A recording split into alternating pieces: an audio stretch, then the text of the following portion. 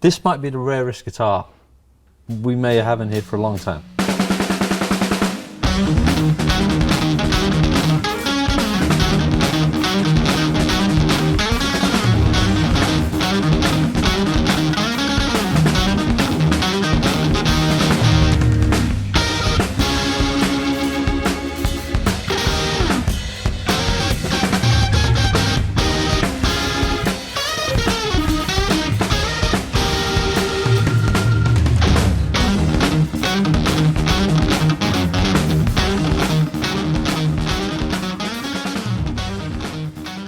I mean, it's visually just stunning. I mean, you see it and you think, what is that?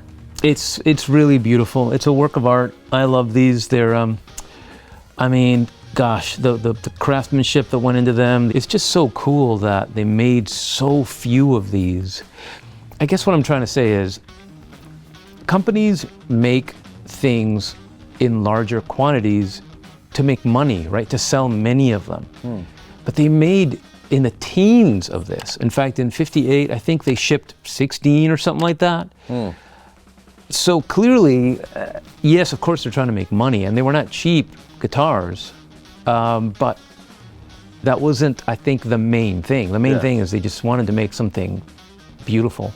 I mean, just the checking on it, the whole finish, the hollow body, even acoustically. Yeah, I love these guitars. Acoustically, they're so beautiful because they are mostly hollow inside, but they have a very thick spruce top. I mean, it's a very thick top, and it's a carved spruce top, but it's not thin, so it has kind of, especially plugged in, it has some of the hollow body qualities to the sound, the harmonics, but it doesn't feed back that easily, like a thin top guitar. And it has kind of that throaty mid-range that only guitars like this, that are constructed like this, have.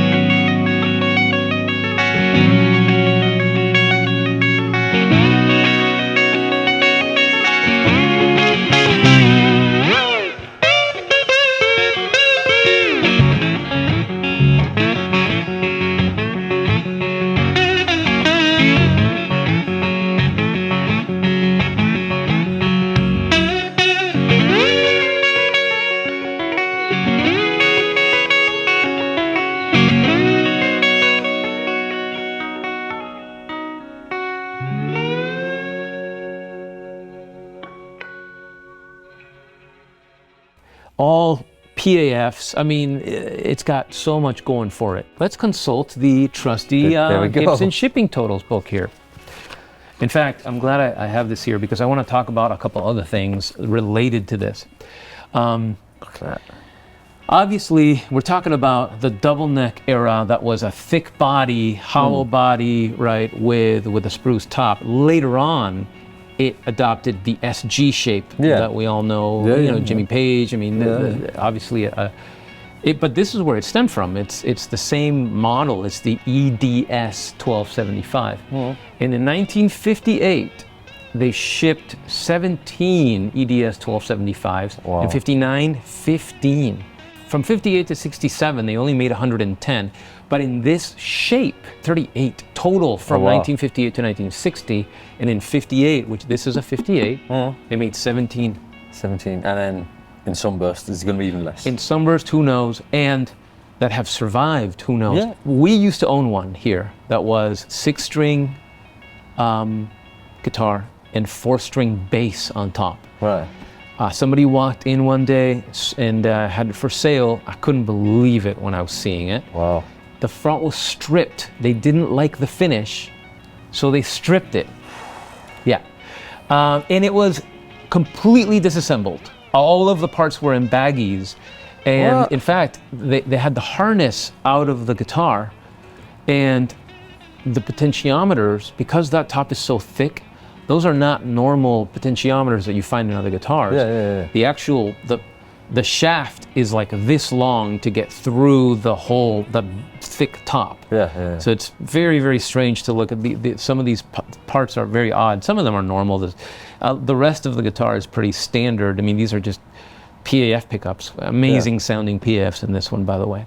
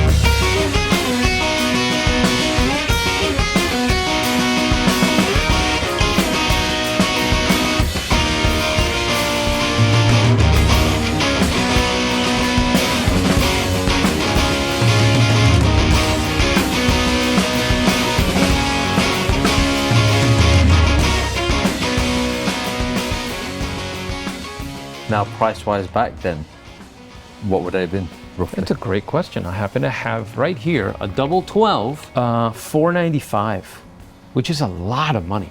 Back then, Yeah, times 10, roughly 5,500. Wow. Yeah, so 5,500 bucks, which of course by today's standards, that's inexpensive. If you wanted to try to buy something like this brand new, it would cost you significantly more than that. Yeah. What would you call it? Jeez, It'd be so amazing if crazy. Gibson reissued this, but it's just, it's impractical. It's not really. But they can do it. Come on, Gibson. Just, Signature model. I'll take one. I'll borrow one. It needs 2 more necks though. Speaking of signature models, one of my favorite of these, and I hope you can cut to it in the video. So one of these was special ordered by an incredible musician named Joni, and pearloid inlaid on the necks is her name. No. Yeah, Joni Marshall. Joni Marshall. You got to look this up. It's incredible, incredible instrument. But get this, hers was a banjo. So literally 5-string with a tuner coming out of here and a 6-string guitar. On a similar body shape. Exact body shape, also sunburst, more cherry sunburst. Also a Bigsby, almost exactly like that one. Well, there she is with her double neck. That is crazy. Yeah, same body shape, banjo, 6-string. But yeah, so they were special order situations. And I believe in her case, she had somebody else inlay her name on it, but I think you could ask Gibson to do that too. You've played one, in fact, you should cut to that video at some point. I mean, you played Uncle Rick's. The one, the Mando. Yeah, the Mando. Yeah, the black one, yeah. That's very cool. Yeah. Also extremely rare in black, very cool. So this guitar is actually sold, folks. It was never going to last long, really, was it? I mean, something as rare and unique and as just as cool as this. So it's time to say goodbye to this, unfortunately. Fortunately, it's staying in the family, right? And very close friends of the store, so we can always borrow it. Yeah. Right? You are gonna let us borrow it, guys. Come on. Come on. And and the search continues. Yeah. There's other cool guitars out there. So Of course. And on that note, we'll leave it there, folks. Thanks for watching. Like and subscribe. And we're going to get more cool guitars like this in the future. See you later.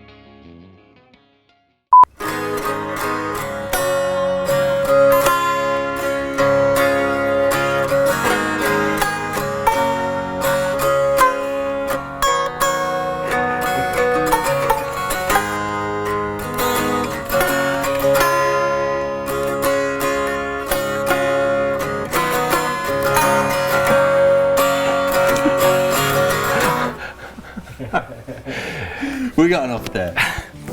I think